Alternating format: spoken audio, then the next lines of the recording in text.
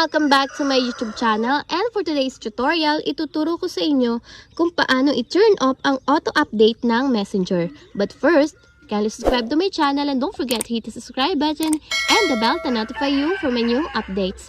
And if you want to learn more, just keep on watching and let's start.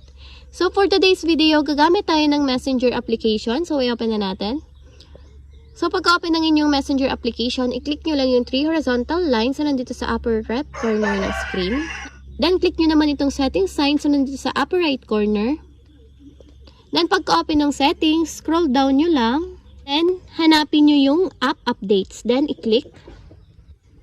Then, pagka-open ng app update settings, hanapin nyo lang yung auto-update messenger. So, yan kung makikita nyo, meron siyang switch button sa side. I-turn off nyo lang siya. Then, may magpa-pop up na option, click nyo lang ulit yung turn off. So, ayan, naka-turn off na yung ating auto-update sa Messenger. So, yun lang, ganyan lang kasimple kung paano i-turn off ang auto-update ng Messenger.